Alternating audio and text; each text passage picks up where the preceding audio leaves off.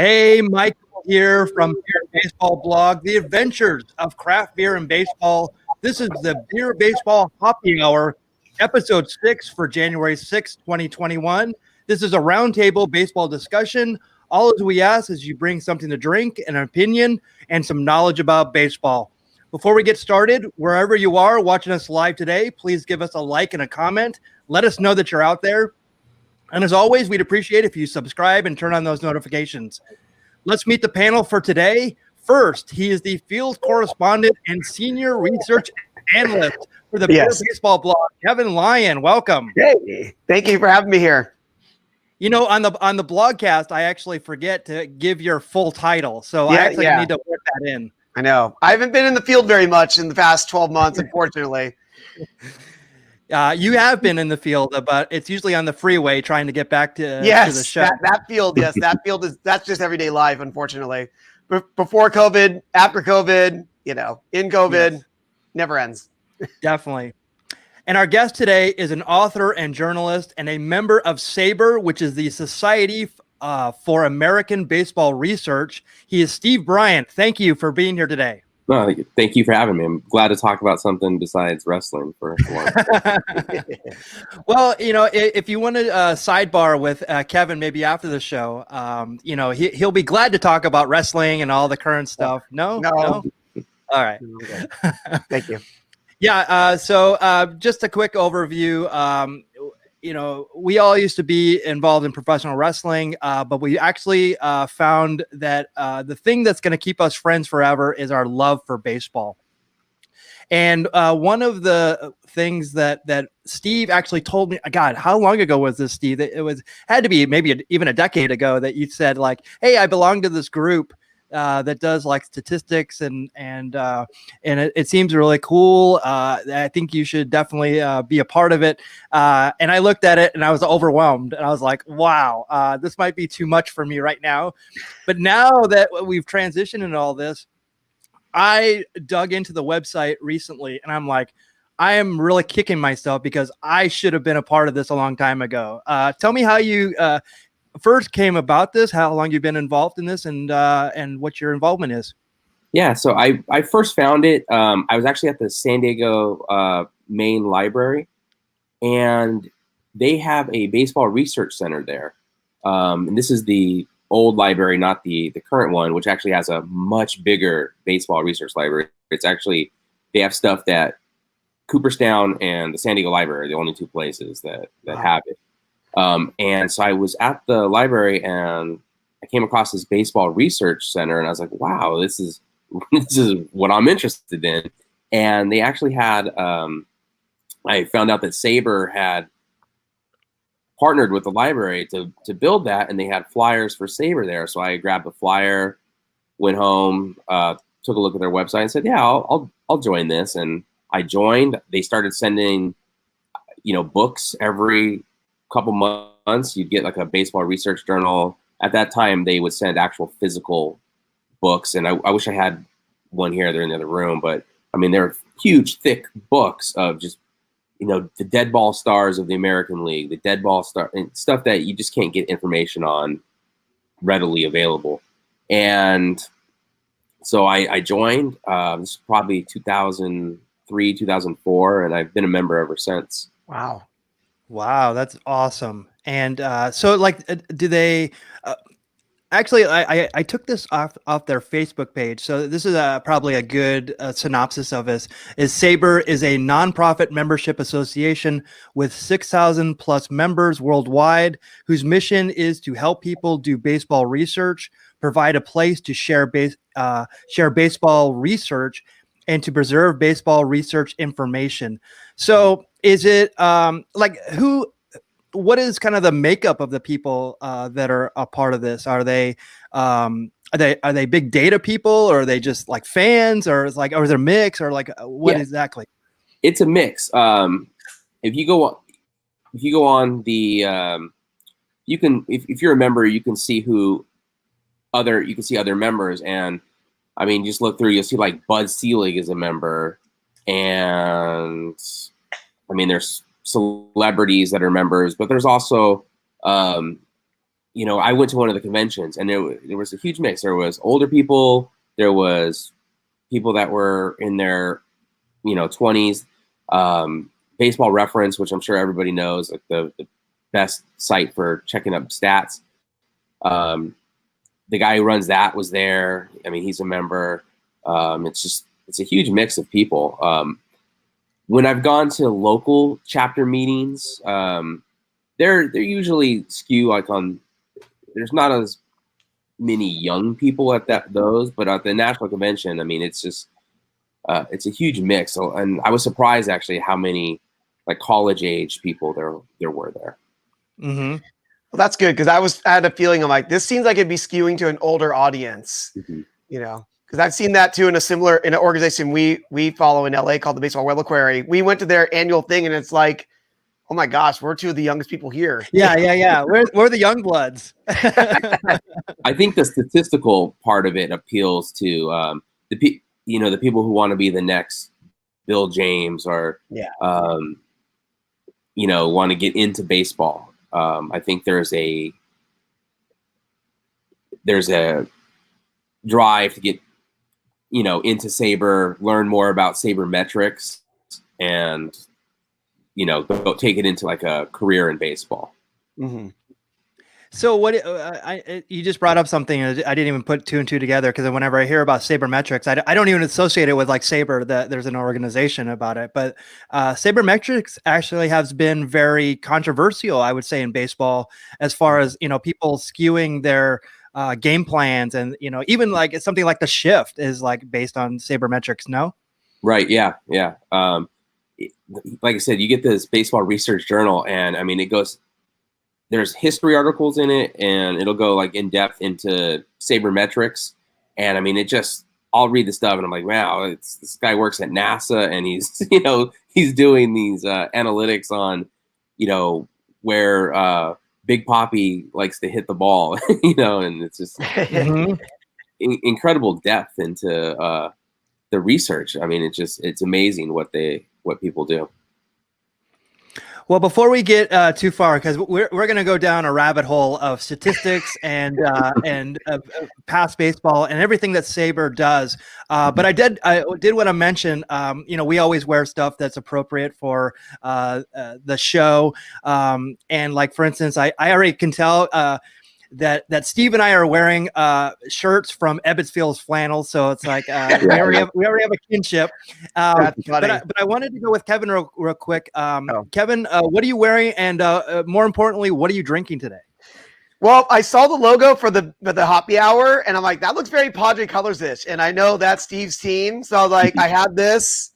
Actually, I believe you got it for me when we went down to AleSmith, so I'm like, oh, this is a perfect day to bust out $3.94. Pale ale, bust out the shirt, and wore this old goodie, the High Desert Mavericks, who we saw win their last ever game as a team, which is winning the championship in, I believe, 2016. I can't believe it was that long ago already. That's right. Yeah.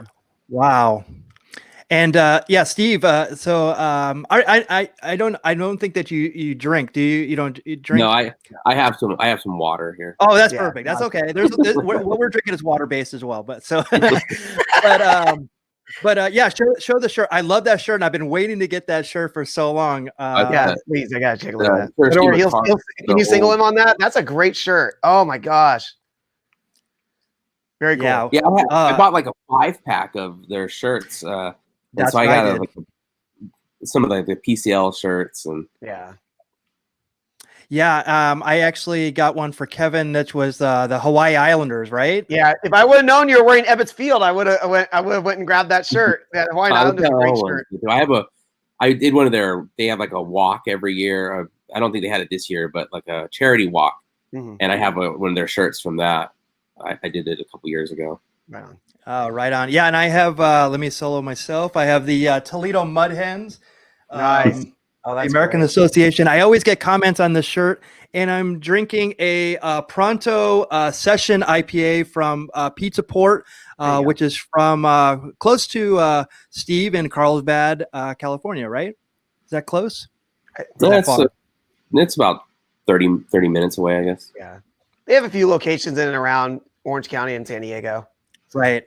Right. And wanted to give a shout out to Cowboy Jack Durango. Thank you for showing up. David, a faithful watcher every week. Hey, David. Thank you for joining. And Herman. Herman, what country are you from? We might have an international viewer. I know we do. I believe it's Finland, but I don't want to be wrong on that. Yeah, Herman, where are you watching from? He actually watches on the Hall of Fame baseball cards, the breaks all the time. Okay, and right he's a big Cubs fan. So thank you for joining, Herman. All right. So actually, one of the things that Steve actually he texted us and said that he had this in his that he just got this, and this is the Baseball Research Journal. Now, how often do they do these? This says fall 2020, but do they do them seasonally, or is it monthly, or how does that work? There's three. Well, there's two of these per year, and a third book that deals with the city that the national convention is in. So you get the two baseball research journals, and then man, I can't remember what city the convention was supposed to be in this year. But there was a book that came out based on that. Every article in it's based on that city. So it'll talk about its history or yes. So I have an example of that, but I mean these are some of the ones that have come out.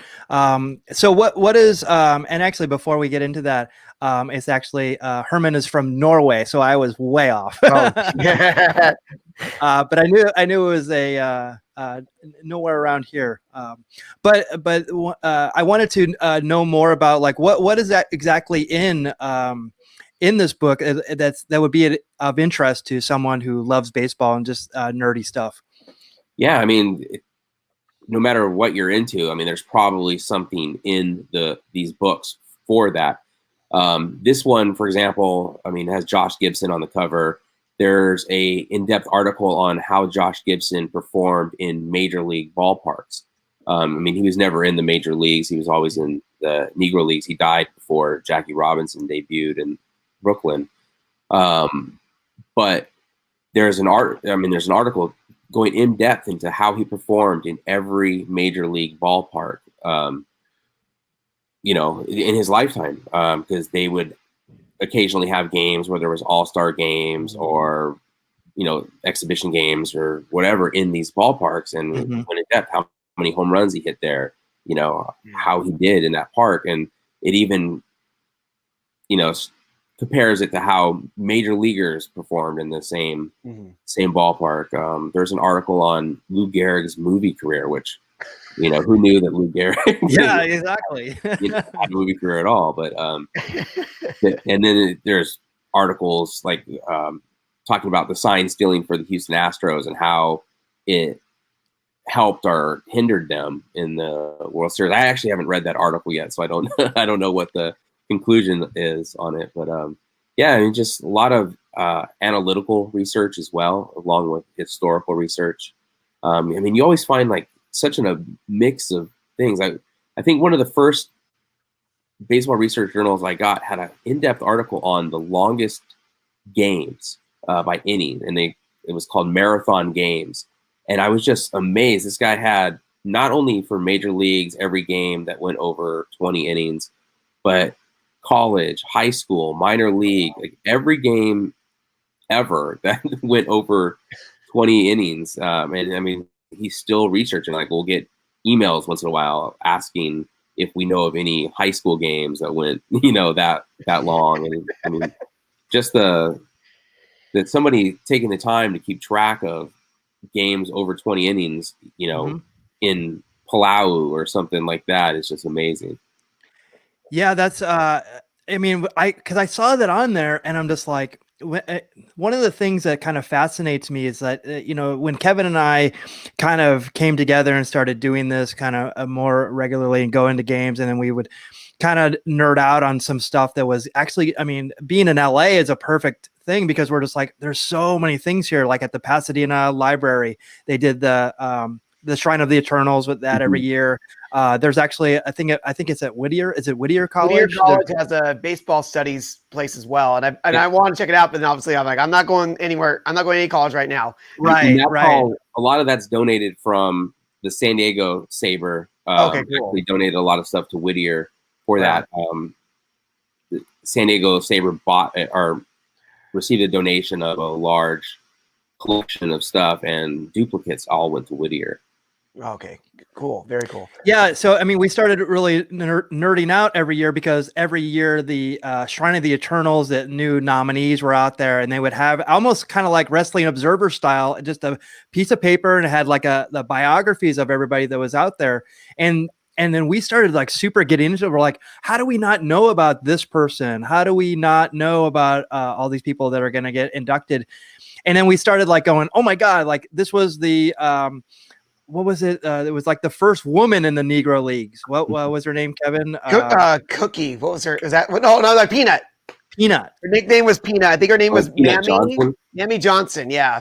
Yeah. So we started getting really into this, where it was like, oh my gosh. And then now I kind of understand this and wrap my head around it. So like all those like, long games, it was like a 30-3 game, and, they go in depth on it. The one at Pawtucket, that one was like 33 innings, those types of games. And so we're really, really loving that. And I think it's something that we're definitely want to be a part of more in the future. So I'm sure this is premature about how to get into it, but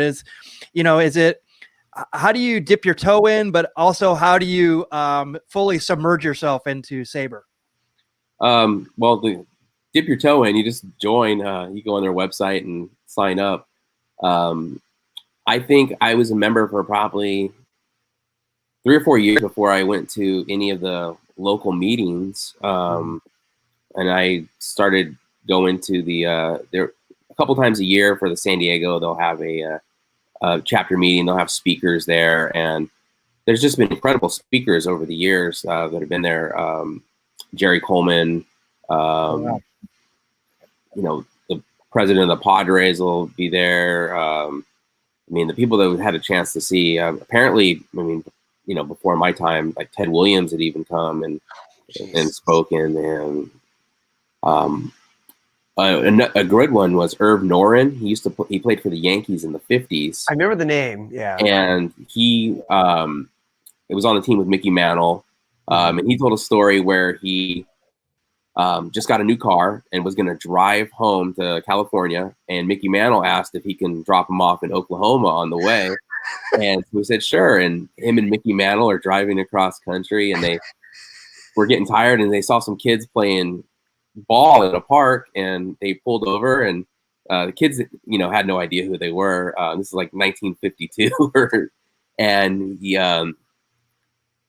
they said, hey, can we play with you guys? And the kids are like, and he said, well, what, if I strike this guy out, we have a bet on it, and we'll give you some new balls and stuff. And so the kids are sure. And he threw like a batting practice ball to Mickey Mantle, and he blasted it like out of the park over people's houses, and the kids are like freaking out. And he just kept, did like a home run derby in front of these kids, probably. And then they told him they did Mickey Mantle, and they signed some balls. And he said, yeah, those kids probably went home, and their parents probably beat them for thinking they were lying to them.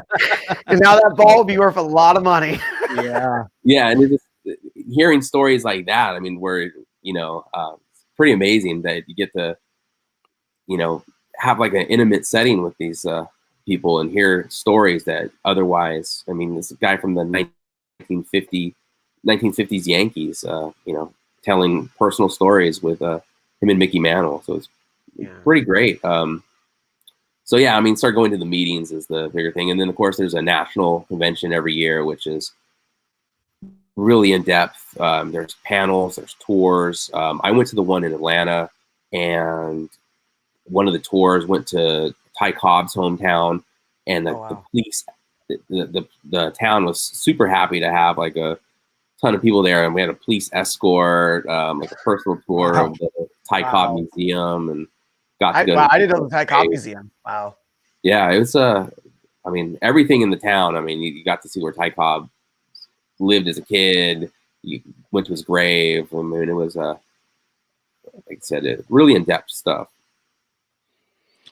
That is awesome, and that's another part of this too.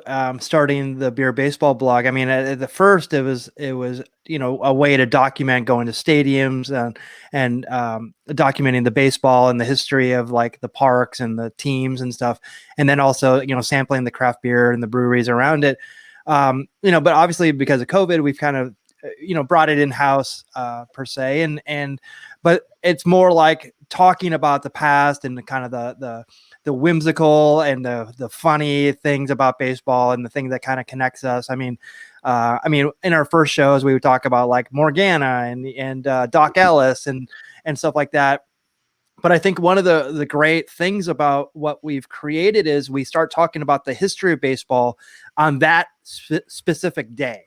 So even in January, like we have stuff that's happened on that day, and we're finding that that's a part of this fun too. The stuff that we knew or thought we knew, but also adding to this kind of like baseball has such a large history and has like a cast of characters and just like having a forum to every week to talk about that is really, really a gift. And it's like, and I feel like we haven't even scratched the surface yet. That's how expansive baseball is. Yeah. I mean, it goes back, 170 years of history. I mean, there's a lot of colorful characters, I read a lot of biographies, and it just, some of these people that are largely forgotten that were huge stars in like the 1800s. And it's just amazing. Yeah, because I don't think like a guy in it, like his name was Turk Wendell. Like, did you know about him, Kevin, before that?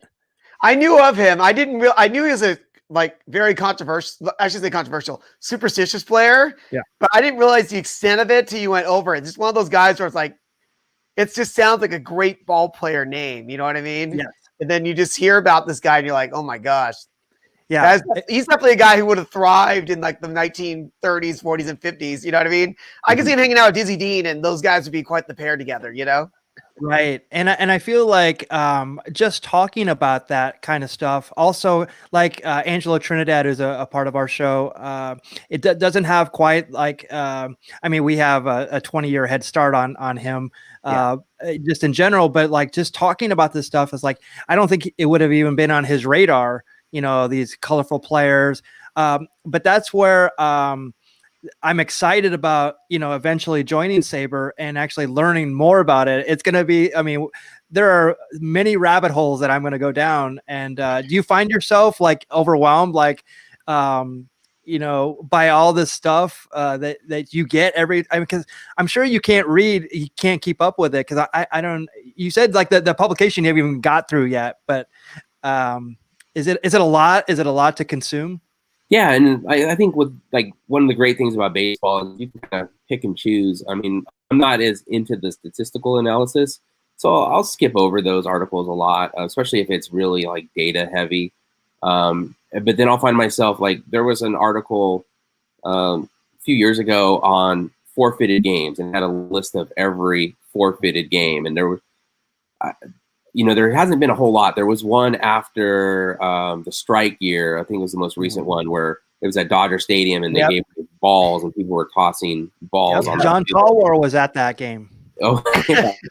But you see some of these games in the past where they had before lights, and there was a rule if the games were not in a certain inning before it got dark, they would have to call the game and start it over. And you would see things where teams would purposely try to play the game. Like you have one team that was trying to take as long as possible to go, and you have another team purposely getting out so that the game will go faster. Guys will, and you have instead of simply making it continue the next day. Right. Yeah.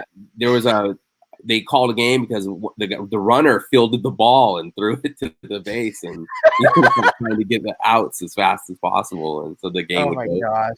And it just like you never hear about stuff like that, but it's amazing how that actually happened on a number of occasions where teams would try something like that. Or Yeah, we talked about one, and it was actually in Pawtucket. And God, I'm forgetting who the player is. It'll come to me in a minute. But they actually pitched around him because he was going to win the batting title, and it was I think it was between like Syracuse and Pawtucket, Yeah, and they yeah. pitched around him. That was Wade Boggs, wasn't it? I think it might have been Wade Boggs. You're I think right, it was Wade Boggs. and they tried to pitch around him, and so statistically he would have not had the enough at bats or not enough. Hold on, I got it. No, What's that? he was up on deck, and it was the 9th inning of the That's what it game, was. and it was the last out of the season, and they pretty much walked the guy to pitch to Wade Boggs, and Boggs got out, and he lost the championship because of that. Yeah, He lost because of that extra at bat. because it was against Syracuse, and there was a guy on Right. Syracuse who was going against. So like it was a total like gamesmanship. But I love those games within the game. Type of scenarios, and I also think like, okay, well let me throw this out to you because it'll be a bigger question. Like, with the talk about like, robo umps, and stuff like that. I think those are the human elements of the game that we would lose in those types of situations. Yes, I mean, we want to get the call right, but I also love the fact that there's controversy. There's, the human element of the game, right or wrong, that still exists in this game that I love. It's that gamesmanship. It's those little things. And that's what, the rules at the time dictated this, so I think that, what do you think about that, about the future of baseball, but also the human element? Yeah, I mean, it's a hard one because it sucks when you're when your team's on the bad end of some of that human element, like the Padres in the 1998 World Series against the Yankees. I mean, they definitely should have won that. There should have been an out in that game, and there wasn't. And the Padres went on to lose the game where they had a lead. But at the same time, you're right. I mean, think of how much more interesting it is that you could talk about like that kid catching the ball, for the Yankees that year, and right, stuff like that. And it just, if it didn't happen, I mean, would it be as memorable? Or, of course, the Cubs and everything else. Oh yeah, and there's a lot of that. I mean, like I go back to Don Denkinger in '85, that call in Game 6 of the World Series. It's like, but I also, as I get older and my love of baseball, it didn't kill my love of baseball back then. And it was one of those things that I would grind my teeth about. But I think it's also part of like that game that the Cardinals had a equal opportunity to win the next game and then lost the game 13-0, and or the 10 or 13-0. It was like they got blown out. You would remember, of course. I didn't even watch that game. Like that's how. I mean, I was. You knew it was done. You knew I did because if I'm not mistaken, John Tudor punched a fan, and Joaquin Andujar like ripped out a sink. Yeah. So I mean, like, just think or a toilet or both. I don't remember, but yeah. Yeah. Oh yeah. It was equally when Jim Edmonds said, I remember they were down, the Cardinals were down 3-0 in the 2004 World Series. And Jim Edmonds said like, yeah, this has been a great season. We don't have anything. We can't hang our heads. I'm like, oh, this series is done. They're not coming back. You just know those little things. But I love, I've appreciated the human element. And I'll give you a quick little, I was at Coors Field a couple of years ago, and they kept on using replay for whatever reason. Both teams kept on using replay for this one. Like, I mean, it was a 1:00 game on like I think it was on a Thursday. It was a getaway game, and they kept on using the replay. And this one lady next to me, she goes, "Oh, this is so terrible. Like, I hate the replay and everything." And I'm just like, everybody wanted replay to get the calls right, and now this is what we have to go through. Yeah. We have to sit through these things where there's all this gamesmanship, and I go, everybody wants to get the call right. So do you think that replay has helped the game or hurt the game in long term? I mean, what hurt the game the most, I think, is the length of the games. And if they would find better ways to speed up the the game. I mean, I don't agree with intentional walks, not actually having to pitch and stuff like that. But when you look at games in 1960, they would go 2 hours. Why are they taking 3+ hours now? But I mean, they have somebody in a booth. The umpires could have them, an earpiece, and it shouldn't have to take so long. Somebody's watching this play and can tell them in 2 seconds whether the call was right or wrong. And the umpire shouldn't have to go look at it himself. And I mean, they could definitely speed it up, but I like replay. I'd rather have the call right. Yeah. Actually, Vince Scully had a very interesting take on the length of games. He said, do you know what he attributed the length of games actually widening was? Equipment. He says back in the 40s, 50s, like they just like put dirt on their hands and went up with the bat. Now everybody's like adjusting their stuff. They have all this equipment and stuff like that. There's I thought that was an interesting take on it. I'm not saying it was, putting hours on the game, but one of the things that you bring up as an interesting point is that, baseball, they're so concerned about the length of the game. Like, oh my God, we need to get this done. Mm-hmm. My argument to that is, who doesn't want the game to end is the people in the stadium. Like, right. I want the game to go 4 hours. I love hanging out at the ballpark, doing all the things around it. I mean, Kevin and I go early, to games, and we wind up staying like probably half hour, and we meander out. We don't try to get out and beat traffic. So the people that actually go really like it a lot. And the minor league stadiums that I go to, it's all a family atmosphere, and some of them don't even watch the game. They go just for the atmosphere of something to do. So what do you think about that, Kevin? And hey, those games are faster. I mean, the biggest difference it would seem nowadays is just the amount of pitchers being used. Anytime you change a pitcher, that's like 2-3 minutes, and they tried to amend that a little bit this year with every pitcher has to face 3 batters, because there'd be points where you literally have like 3 pitching changes in an inning or even a half inning, and you're like, there's extra 10 minutes on the game. You want to cut it out? Figure a way around it, and I don't know. That's the only thing I guess they can come up with, but it's such a more situational game. Going back to statistics, it's definitely more of that now than back in the day, where you'd have guys pitching 300 innings a year, no problem.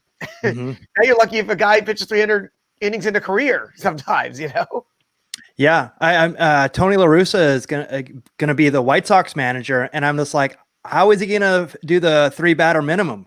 I remember he had like Randy Choate come in and throw 1 pitch, and he was out of the game. Like, you can't do that anymore. So I thought that's very interesting, the pitcher part of it. So what do you think about the universal DH, Steve? I don't like it. I was gonna say he's not gonna like it. He's National League. I mean, I don't think the American League should have a DH. But I don't know. I mean, I like that the American League had it and the National League didn't, because it differentiated the leagues and made it like, okay, these are 2 separate leagues. They have different rules in the leagues. And, the more that goes away, I mean, what's really the point? I mean, it could be just like the NBA, where it's just the NBA, not an American League, National League. Mm-hmm. So I don't know. I would rather they not have a universal DH. Well, I was on a podcast about a couple weeks ago, but they were talking about the universal DH and my thoughts on it. And I said, I like him. I like the differentiation between both leagues. That I'm okay with, because when it comes to like the World Series, you have to play the other team's game. So like, for instance, if you have a pitcher in your lineup batting, you can do a double switch. Whereas in the American League, they don't deal with double switches, so it's a disadvantage. Whereas in the other one, you would think that it would be an advantage to have an extra hitter in the lineup. But with guys like Madison Bumgarner and Greinke and all these people that can actually hit, that's one thing that I also see as a problem too. It's like there's not as much sacrificing or bunting a guy over. Just doing the little things. I remember watching the World Series where the Dodgers, they had a guy on first, and all they need to do is get the guy to second, and the guy is swinging away on the first pitch. Yeah. So like the game has definitely changed in a lot of ways as well. So everybody wants to hit like the 2-run bomb rather than get the guy to second. Well, and universal DH, that also slows down the game. You know what I mean? Because you want to speed up the game. Just keep it the way it was. That's the complaint about. I'm okay either way with this, but you can definitely argue both sides. I have no problem either way of how they decide on it. Yep. Yeah, it's just like with the shift, people will complain about that, and all it takes is people to start bunting the ball down third baseline, and taking the free base, but they still go up there and swing away with the shift. So it's they want the glory. Yeah, and that's another thing too that I also brought up, in that conversation, was that they want more offense. When you have more offense, that extends the time of the inning. Mm-hmm. We always like when we've started seeing where they put the runner on second during extra inning games. I saw this happening a lot where they would score like 10 runs in the top of whatever inning it was. Yeah. The inning would go an hour, and then the other team, the home team, got to bat in that bottom of that inning. How is that condensing the game? Yes, it's putting more pressure on them, but it's almost a decided advantage to be the away team sometimes. So it was. I mean, whenever they want to do these tweaks for time, I'm just like, just keep the game just flowing, and it'll kind of settle itself. Right. So Kevin, did you have any questions about Saber that you wanted to bring up? I was trying to think of those 8 things, but I do now. You just got that Josh Gibson issue recently, but that's actually really a relevant article now because of all the new things about the Negro League stats counting. I'm like, that's a good coincidence that they had that. Do people work for Saber? Do they have any affiliation with MLB, like stats wise? I mean, I don't know how deep these researchers are. If it's just something they're just doing on their own. Yeah, I mean, a lot of the stuff comes from Saber. A lot of the research is done on Saber, and I mean, Saber works with MLB. Okay. Like I said, Buzz Seeley himself was a member. I don't know if the current commissioner is a member or not. Yeah. But, I mean, there's a lot of people in baseball that are members of Saber, and Saber does a lot of research, which MLB will take. I don't know if you guys remember a few years ago, they discovered the first black player to be in the major leagues back in the 1800s. He played in like one game, and Saber had found out that this was technically the first, African American. He was a former slave and played this one game in the major leagues, and nobody had known that this guy was an African American player until, I mean, I guess they probably knew back in the 1870s or whatever he played, but, until then. Well, then that brings up a whole nother interesting subject where during like the early 1900s, you had people who were like Cuban or other like Hispanic, or Latin countries where they weren't allowed to really play in the major leagues either. Yeah, I think we made mention of it. There was a Mexican player. He was the first Mexican in the major leagues, and it predated Jackie Robinson by like 20 years. Mm-hmm. Yeah, and so that technically that should have been a bigger deal than it was. And there are some players that may have been African American that they claimed were Native American, just to try to, because there was no ban on Native Americans playing. Jim Thorpe played, Chief Bender. Of course, they nicknamed them all Chief, and that's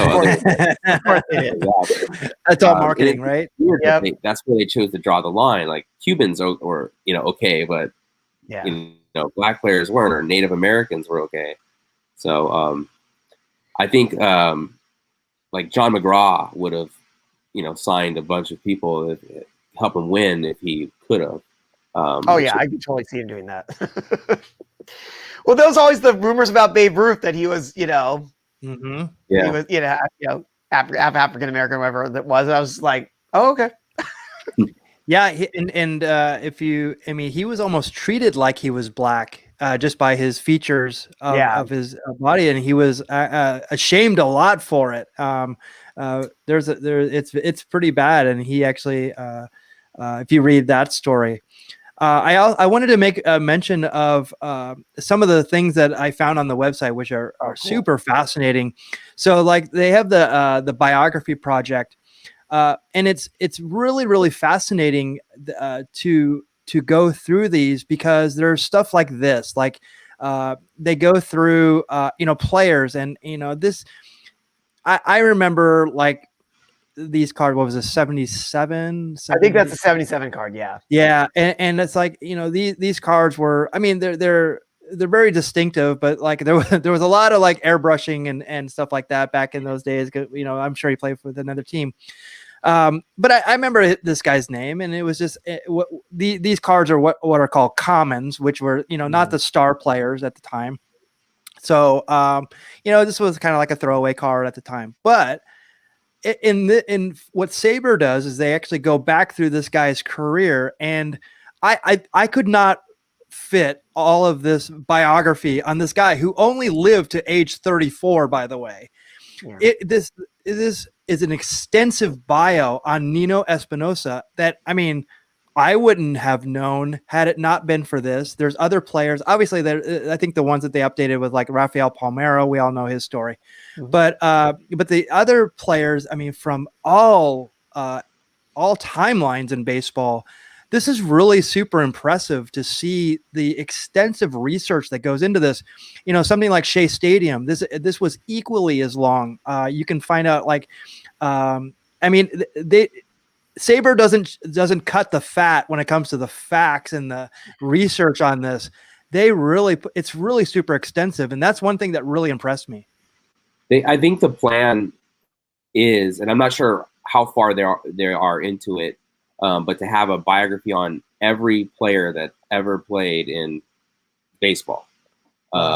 So basically and I'm not sure if that includes minor league. So there is a minor league committee, and there is like extensive minor league research in Saber as well. But I know eventually the bio project will be it's supposed to have everybody that's ever played. Wow, that's incredible. And then how are they going to put? I shudder to think, are they going to put that into a book, or is it just going to be like a repository? Like, how is that going to be presented? Yeah, I think it's just going to be an online thing. I mean, I can't imagine. How many pages would that book be? I mean, there's I know players, but I mean, there are, and I'll show it to you guys next time I see you. I have these huge volumes. It's the dead ball stars of the American League, dead ball stars of the National League, and it has biographies on a lot of the top players of the dead ball era in each league, and it's just amazing, like the amount of research into these players. And there's people that died over 100 years ago now, and all this information that's they've been able to uncover on that. It's crazy. And that's great, because that's lost history otherwise. Yeah, that's definitely lost history. We know that from our wrestling backgrounds that baseball's a lot more researched. Thank goodness for that. Yeah. Because otherwise, it would definitely be swept under the rug. Doesn't take much. Nowadays you can look online and find out so much. Yeah, I mean, it had to be microfiche. it sucks for wrestling, because like you want to know something about 1996 independent wrestling, you're out of luck pretty much. Mm-hmm. Anything before 2000, it's just kind of gone. Yeah, and you don't know if you're getting reliable research in that as well. So at least this was documented, like in periodicals and stuff like that. And which brings up the point of the I always want it's always hard for me to say the baseball reliquary. Is that's how you say it? Reliquary. I always get that wrong. That's right. I had to say it to myself twice in my head. So they actually have there's somebody there that actually goes through old interviews and magazines, pulls all those and puts them like online as like a repository as well, because those magazines were printed, and if somebody doesn't have that magazine, it's gone forever. So there's no like documentation of it. So they actually go through and they do it for like celebrities. They do it for, sports players. And I thought that was really kind of ingenious. And I thought that was really smart. It seems like something that you're doing, or that this project is doing as well. There's also, also the 50 at 50 that I'll talk about, but go ahead. Oh, I was going to say, one of the things that the San Diego chapter of Sabre was involved in is a thing called the Bill Weiss collection. Bill Weiss was a baseball fan who became the official scorer for a number of minor leagues. He also had a thing where he sent out a questionnaire to every player that joined the minor leagues from, I don't remember when it started, like the 1940s up until his death in the 2000s. And so he would send out a questionnaire to every player, and the player would fill it out, send it back. And so he had these questionnaires with, Hall of Fame players, Tony Gwynn, every person that came into the minor leagues from the 40s to the 2000s filled out this questionnaire. And when Bill Weiss died, he had this huge collection of books, official score sheets. He was the official scorer for like 6 different minor leagues, had all these questionnaires. They got donated to the San Diego Sabre chapter, had to rent trucks, go up there, pick it up, stored it at the San Diego Library. I actually helped go through the books, and there was just books that I'd never even seen before that he had on baseball, and it's all at the San Diego Library now. But those sheets, they scanned all of those questionnaire sheets in.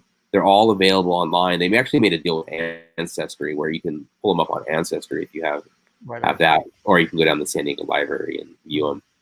And then they turned around and auctioned them all off. So like, the ones that are like Hall of Famers and stuff. Yeah, of course. In their handwriting. The endeavor, Yes. Yeah. But I mean, that's just information that would have been completely lost to history had it just been tossed in the trash or whatever after he passed away. Mm-hmm.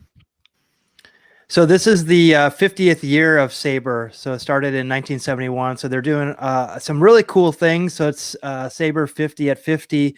They did a top 50 players, top 50 record-setting events. This is the baseball cards. They had and what else here? This is the actually, I took off the screen. That's probably why you can't see it. Yeah, so here's the baseball cards. So these are the record-setting events, and it's all on the website. So it's all listed. Really great. They actually have the most impactful players. Obviously, starting with Jim Abbott. Jim Abbott in a Yankee uniform. Oh, come on. Sorry. Yeah. So I mean, this is. It's really, I said, I'm able to digest this, whereas before, as like, it was overwhelming at the time. Like I didn't even, I don't think I could handle all this. But one thing that I'm finding as I get older, all this stuff keeps me young because I'm just like, so Jim Abbott, when did you see Jim Abbott, Kevin? Well, I mean, we got his bobblehead at the Inland Empire game back, a couple of years ago. But obviously, I saw him in the Angels, several times as a kid. I mean, I was like 13 or 14, but I remember I got his autograph somewhere too, and I had something in Michigan to have him signed, and he wrote like "Go Blue" on the autograph for me. I was like, yeah. Michigan's my college team since I was a kid. So did you ever see Jim Abbott pitch, Steve? No, I not in person. Not in person, on TV, but yeah, exactly. And so this. I thought this was pretty interesting. It's $50, but I mean, like for all the things that go into it, like I'm looking forward. I definitely want to get this. Wow, even the ebook's the same price. Yeah, I noticed that too. But I mean, with all the stuff that goes into it, oh yeah. So I'll put the link to this in the chat, and but some of the things, like I'm really impressed about. What Sabre does, how they keep all this alive. This is something that's actually coming up on January 30th. The Oh, Saber Day. All right. Yeah, so we have something to look forward to. I think, as I am looking here, it's only a $10. It's free for Saber members, but a $10 donation will be requested of non-members. So I'm definitely looking forward to being a part of this. I'm going to put the here we go. I'm going to put this link in there. So if anybody would like to get this. And then the other one is the conference. So are you going to be? I mean, it's virtual, but are you going to be attending this, Steve? No, I haven't really taken part in the analytics conference. Like I said, I'm not huge into the analytical part of it. I have considered going because it's usually held in Phoenix during spring training, and they've had some good speakers in the past that I was interested in seeing, but and since it's during spring training, I mean, you can go to some games, but no, I'm probably not going to take part in that just because I'm not as big. I'm more into the history part of it versus the analytical. Now, there's an Arizona Fall League conference they have every year that I'm definitely interested in going to. I just have never been able to get the time to go to it. Yeah, so the same weekend or something. To expand on that, so after, I think it was like around the World Series time, it actually is probably overlaps World Series, is the Arizona Fall League, and Kevin and I have gone there, and I've gone there. They actually have, I believe that they have, or maybe this is more around the spring training thing, that they have the industry conference for like tops and stuff like that. I think that's more spring training. But anyway, so you can see all the top players. But they have, I found out they have all this Saber stuff, and they actually have one of the big things that I saw around that was like women in baseball. They have a big presence as a part of that as well. And I'm like, wow, what is this thing that I should be a part of and I should know more about, and I don't. This analytics conference is very interesting because I noticed that some of the guest speakers, I didn't even know that this even existed. Like they had some other people. They have one from the Cubs, one from the White Sox, one from the Rays, and that's it. But they're listed as the senior biomechanist. Now, do either of you know what a biomechanist is? No, I don't. Okay, so I had to look it up. It says what does a biomechanist do for athletes? Biomechanist in sports incorporates a detailed analysis of sports movements in order to minimize the risk of injury and improve sports performance. Wow. Yeah, so like I guess I would expect every major league team would have this now, but they're speaking at this. So talk about geeky. Like this is geek on top of geek, and I actually enjoy that. So I would love to know more about that. But you're right. The statistics is a little bit overwhelming unless you're going to be doing something with those analytics. Right. But I love learning about the players. Yeah. Steve, can I have a question? Do they actually go back and do research on the old PCL since you're in the San Diego area? Because there's a lot of history down there that might be lost. You know. Yeah. The San Diego chapter does a lot with that itself, but there was a few years ago, Saber published a book on the history of the baseball winter meetings year by year, and I actually wrote the 1951 chapter on that, and so it went back that far. Wow, baseball winter meetings go back, over 100 years. 1903. Wow, American League National used to have separate winter meetings, and but yeah, I wrote the 1951 one, and that was dealing a lot with the PCL because they were putting the PCL on track to be a third major league at that time, and they put the rules in place what the PCL would need to be granted major league status, and they made them an open classification rather than AAA.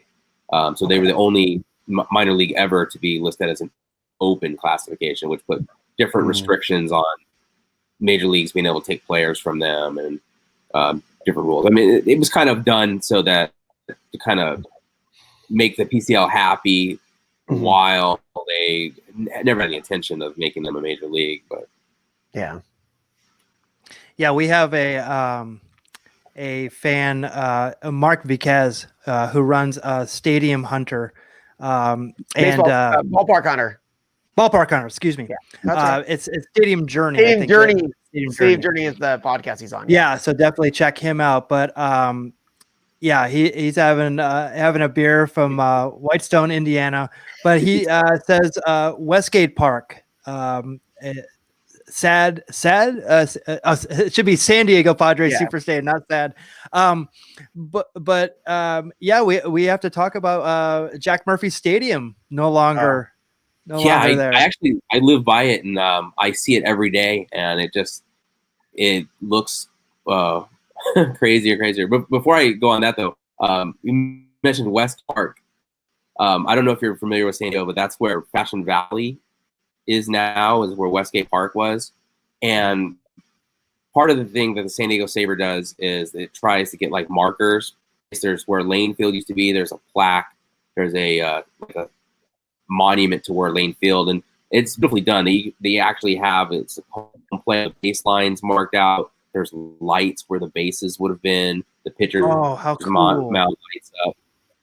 But they've been trying to get a marker at Lane Field, or excuse me, Westgate Park. And because Fashion Valley property, they just basically never get any response. I mean, they wouldn't have to pay a dime for it. Sabre would take care of the whole thing, and there's no response. They're not into it, right? Yeah, and it's weird that they have it. But if you ever go to the P.F. Chang's in Fashion Valley, you could be eating Chinese food right over where home plate once was. I was going to say, is there a cheesecake factory right there? Because I think I met my cousin there. That would have been the outfield, the cheesecake factory. Wow, little did I know. Oh my gosh. That's too funny. Yeah, I see Jack Murphy Stadium every day. And that's like 3 names ago. Come on. What was the last name of it? Like San Diego Credit Union? Yeah, right.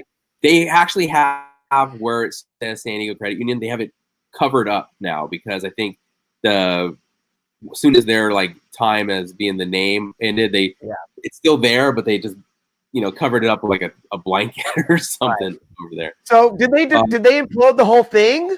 No, they're not able to blow it up in California, so they're taking it apart piece by piece. And because I saw the photos of the start of that, and I didn't know what they did. Okay. Yeah, they're hosing it with water. They found like some endangered bats, I guess, in it. And so they're having to like relocate the bats now, and it's kind of slowing it down. But they're building the new stadium next to it at the same time. So you see, like, you drive down Friars Road, you can see the new stadium going up while the old one's coming down. Is that going to be for San Diego State football and baseball, or just football? Just football. Okay. Yeah, the San Diego State baseball plays at Tony Gwynn Stadium. That's okay.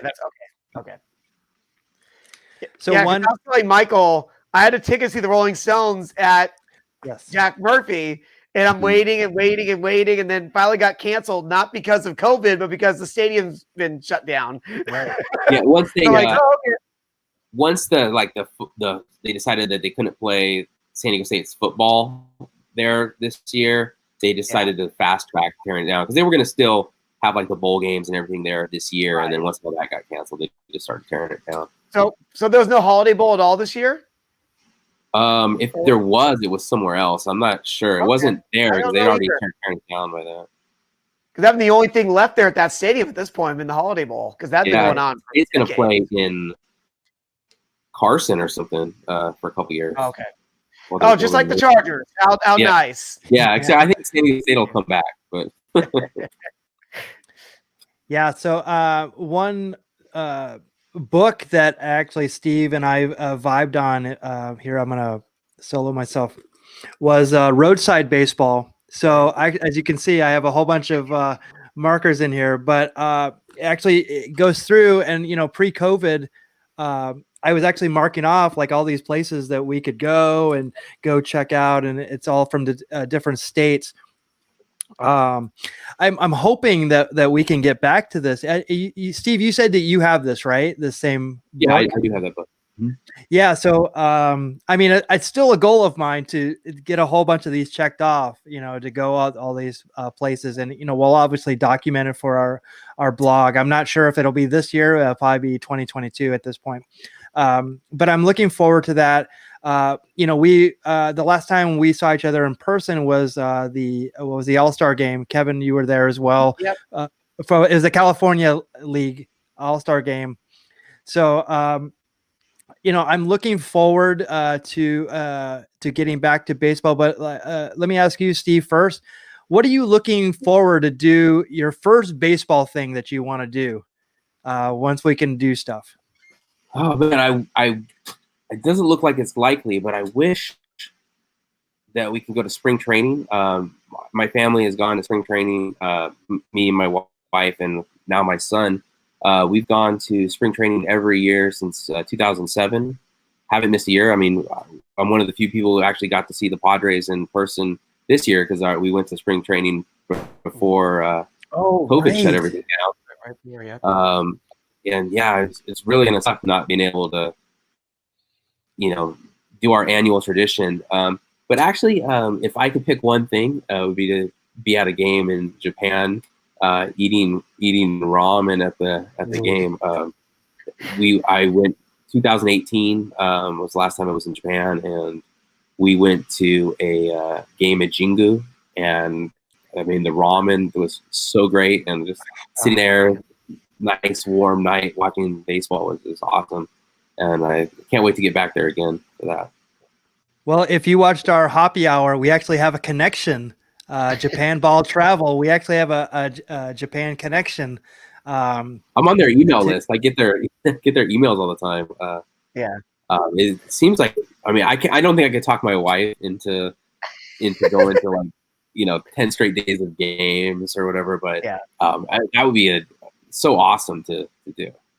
Yeah, I mean, you don't have to twist Kevin and my arm to do that trip. Yeah. Ouch. Let's get it done. Next year. I'm not going to count this year. Maybe I'm just going to look at it 2022 and just try to bear down in the meantime. Just get by. Yeah, this year. My cousin's wife actually works in Japan. She's pregnant, and they live in Hawaii, but he's in Hawaii now. He can't get over to Japan. They won't even give him. They're not letting anyone in at all. I mean, I figure it's gonna be months before they start letting people in. So. Yeah. So Japan is something that you'd love to do. My follow-up question is, name a player that should be in the Hall of Fame that's not. Uh-oh. I'm not sure if he's in the Hall of Fame or not. Do you know Old Hoss Radburn? Won 60 games. 60 game. He won 60 games in a season. I remember. I know the name. He might be in the Hall of Fame though, so I'm not. I'm gonna double check. Old Ross. Oh God, what's his last name? Radburn. I'm gonna double check that for you. Yeah. If he's not, it said 1939 actually. Oh, okay. So he was in there pretty early. Yeah. All right. He probably won like 300 games in 4 seasons or something like. Back. It is interesting because it said he was inducted in 1939, but it says election method Veterans Committee. So even back in 39, they had that because that's only about 2-3 years into the Hall of Fame. He had to. I'm pretty sure he was dead by 1939. I think he. He actually only. You talk about players who died. He was only 42. He died in 1897. Yeah, I think he had syphilis, and I mean his story is like he fell in love with a prostitute and all sorts of craziness with him. His whole thing where he won 60 games is the other pitcher quit and he agreed if they give him the other pitcher's salary, he'll pitch all the games. And so they were like, okay. Wow. And they just pitched every day, won 60 games. And it's just you'll never see that again. Yeah. People only pitch 60 games. Come on. Yeah. Wow. If you're a awesome. reliever pitching one batter an inning, or something like that. I don't know, like Sadahara O. I mean, I know he's Hmm. never played in the major leagues, but I mean, they have players in the Negro leagues that are in the Hall of Fame that never played in the major leagues. They have players from the 1800s. Why not include international players? That's a great point. Kevin, your first baseball thing you want to do, and players that should be in the Hall of Fame. I got. Like I said, I'm like, I don't think I'm going to go to Palm Springs because that seems to be our usual tradition around this time of year is to go to that California Winter League. If I'm going anywhere this year, I just want to go to a minor league game, just relax somewhere off in the distance where I don't be near anybody. I suppose I can do that in Anaheim, but I'm more interested in supporting minor league baseball than Major League Baseball right now. And I've been at that for the last couple of years. So I'm like, you know what? Let me just go to Inland Empire, Lake Elsinore. Somewhere close by. If not, I'm just thinking 2022 Japan. I'm telling you that right now.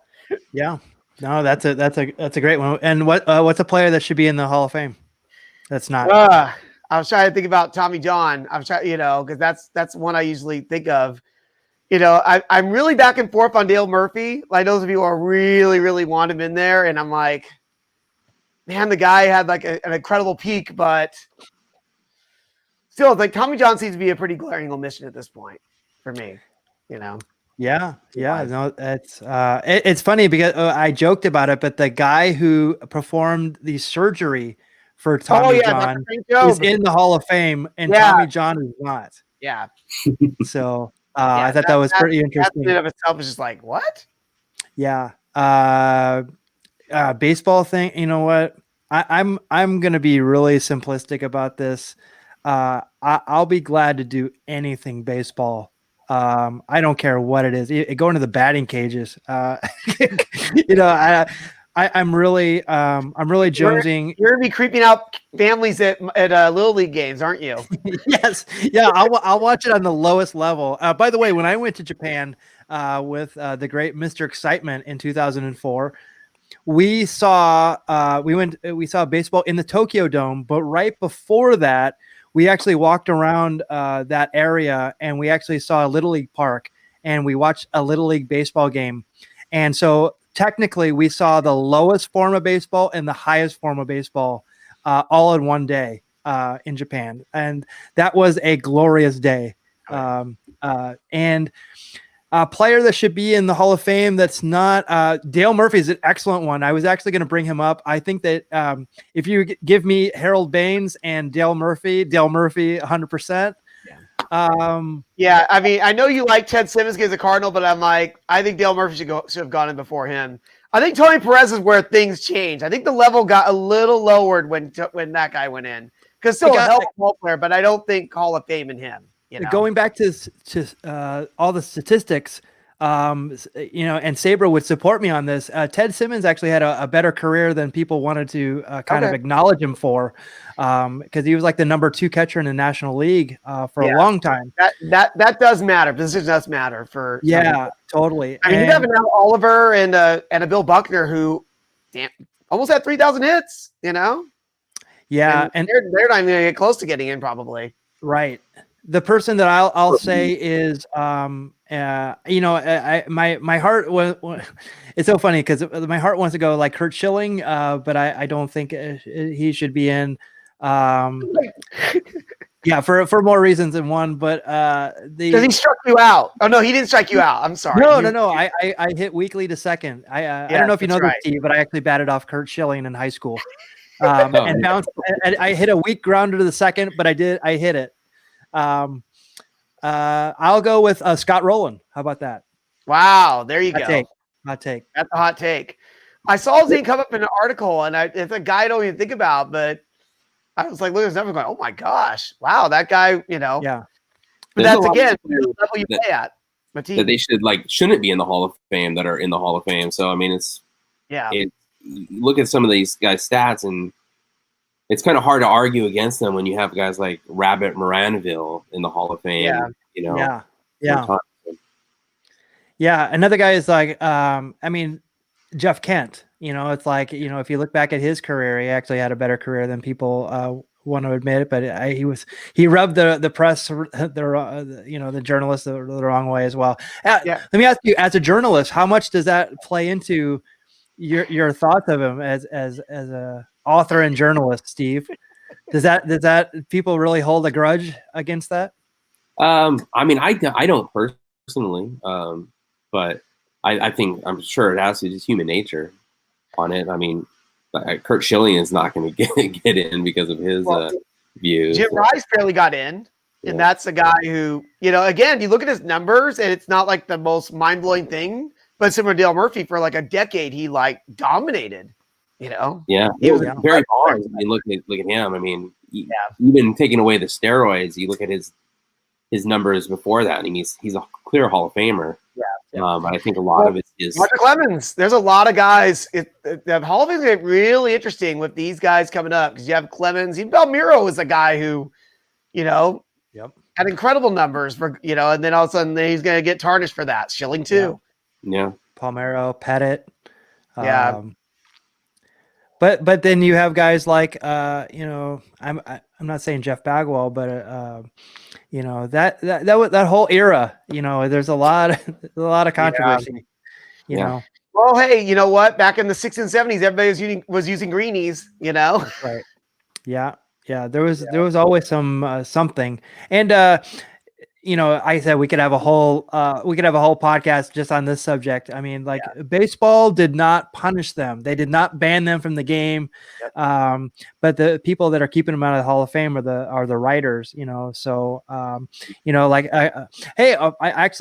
take that back. I actually have somebody that I just thought of that actually should be in the Hall of Fame. Is Pete Rose. Oh, there you go. I think WWE Hall of Fame. Exactly. There's a whole bunch of people in there that shouldn't be in there either. I only saw the headline, but I didn't get a chance to read it. There was a story going around about I think in DC they're putting like some kind of gambling thing at the stadium where the Nationals play, and I'm just like, but yet you got a guy who, sure, he bet on baseball and is bad, but you completely ban him, but now you're just gonna accept it because it's gonna make you guys money. Right. Yeah. I mean, it's all stems from 1918, and I think that's so far back in people's memory, or back in the collective memory now, that it doesn't make as big a difference. But I think maybe when Pete Rose was banned, it was still a little bit more. I mean, it still wasn't fresh, 1918, right? But that story of the White Sox throwing the World Series, I think, is something that still scared people, even in the 80s, 90s, maybe. Yeah. Mm-hmm. But by then, people weren't making enough money to get by. You know what I mean? Baseball players are able to make a full living off it. Back then, obviously, the players weren't making enough to where they can just say no. Yeah, they had jobs in the off season. Yeah, all of them. Heck, that was a thing up until around the 70s or so. Yep. A lot of ball players, especially football. Going back, you would hear about the wrestlers who were football players. Football players became wrestlers, and vice versa. Yeah, spring training was actually where they got back in shape. Yeah. Yep. They didn't come into camp in shape. So that's probably a good. I think another team, I think maybe it's the Cubs. I think it's talked about that they may have thrown a World Series too. I'll have to look it up, but there's been some research that a World Series before 1918 might have been thrown. Wow. Okay. Oh, wow. As well. So, I mean, that was a common thing with gamblers at that time. Mm-hmm. Well, they're just the first to get caught because people got stiffed. That's incredible. I said we have so much more we could talk about with all this stuff, but that's where we'll probably wind up. If you want to look into more in the SABR, check that out. It's saber.org.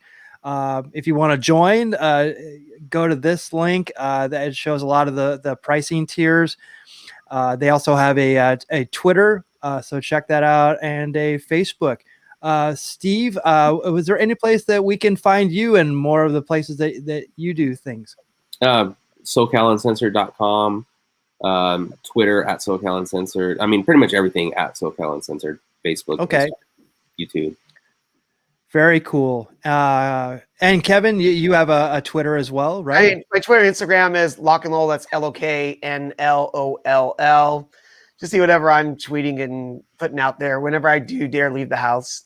But I do because I still work, but That's true. That's true. And if you like the content that we're giving you, we have a Patreon. So check us out at Beer Baseball.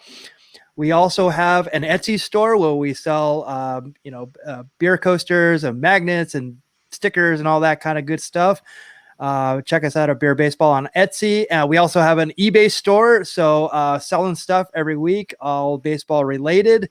A couple other goodies in there as well. And you can follow us on Twitter, Facebook, Instagram, YouTube, and Twitch. So thank you so much, Steve.